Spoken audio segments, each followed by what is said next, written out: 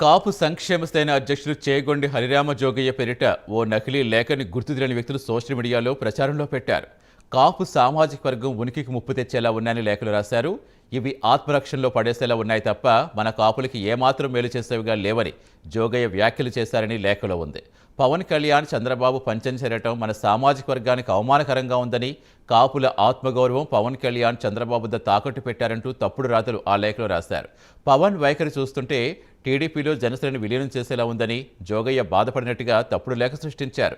కావాలని అధికార పక్ష నేతలు ఇలాంటి కుట్రలకు పాల్పడుతున్నారని, ఈ తరహా లేఖలు నమ్మవద్దని కాపు సంక్షేమ సేన నేతలు కోరుతున్నారు.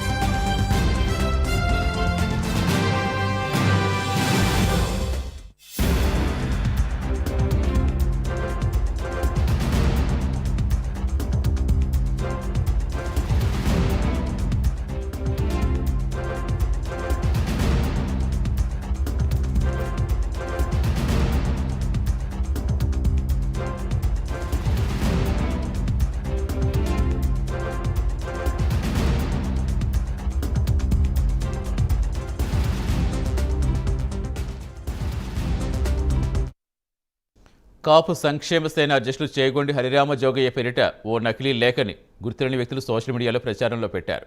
కాపు సామాజిక వర్గం ఉనికికి ముప్పు తెచ్చేలా ఉన్నాయని లేఖలు రాశారు.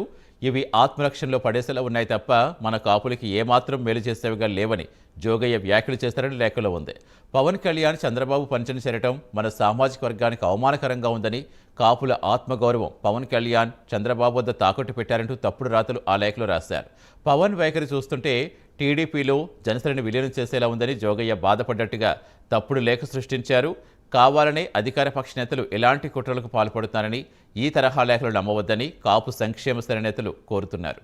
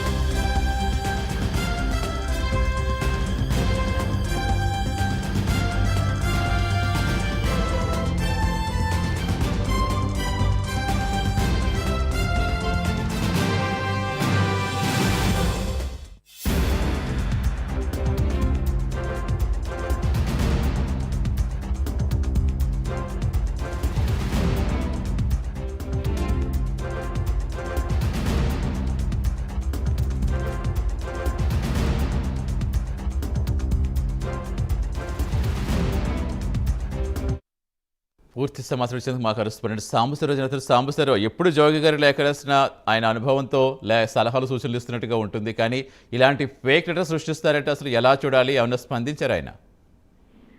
సతీష్, మనం చూసినట్లయితే హరిరామ జోగయ్య గారు ఇప్పటికే మనం చూసినట్లయితే ఏదైతే పవన్ కళ్యాణ్, చంద్రబాబు నాయుడు కుమారుడు లోకేష్ చేసినటువంటి వ్యాఖ్యలపైన ఆయన మరుసటి రోజే స్పందిస్తూ ఒక లెటర్ రాసినటువంటి పరిస్థితి. దానికి సంబంధించి పవన్ కళ్యాణ్ దగ్గర నుంచి కూడా నాకు సరైన సమాధానం వచ్చిందంటూ కూడా ఆయన ఎమ్మటే లెటర్ కూడా రిలీజ్ చేసినటువంటి పరిస్థితి. కానీ మనం ఈ లెటర్ చూసినట్లయితే ఈ లెటర్ మీద 24 అని ఈ రోజు డేట్ వేస్తుంది. అంటే మనం చూసినట్లయితే ఇది ఫేక్ లెటర్ గా భావించాలి. ఎందుకంటే దీంట్లో రాసిన ముఖ్యాంశాలు ఏంటంటే కాపు సామాజిక వర్గాన్ని అనగదొక్కుతున్నారు, కాపు సామాజిక వర్గం టీడీపీకి, జనసేనకి సపోర్ట్ ఇవ్వకూడదంటూ కూడా ఈ లెటర్ లో రాసినటువంటి పరిస్థితి. అదేవిధంగా పవన్ కళ్యాణ్ మోసం చేశాడంటూ కూడా ఈ లెటర్ లో రాసినటువంటి పరిస్థితి. దీని అంతా కూడా మనం చూసినట్లయితే హరిరామ జోగయ్య ఒరిజినల్ గా ఏంటంటే ఎప్పుడు రాసినా సరే చాలా అనుభవంతో చాలా వివరంగా కూలంకుషంగా రాస్తూ ఉంటారు. కానీ ఈ లెటర్ లో ఉన్న పదాలు కానివ్వండి చాలా ఓవర్ కాన్ఫిడెన్స్ తో చాలా ఇదిగా రాసినటువంటి పరిస్థితి. ముఖ్యంగా మనం చూసినట్టయితే కింద సిగ్నేచర్ కూడా కొంచెం డల్ గా ఉండడం, అదేవిధంగా మొత్తం మీద ఈ లెటర్ మొత్తం కూడా ఫేక్ లెటర్ గా మనం చూడాలి. ఇప్పుడు హరిరామ జోగి గారు అయితే దీనిపైన ఇంకా స్పందించలేదు. అంటే ఈ లెటర్ ఇప్పుడే కదా, ఇప్పుడు కొద్ది సోషల్ మీడియాలో సర్క్యులేట్ అవుతుంది.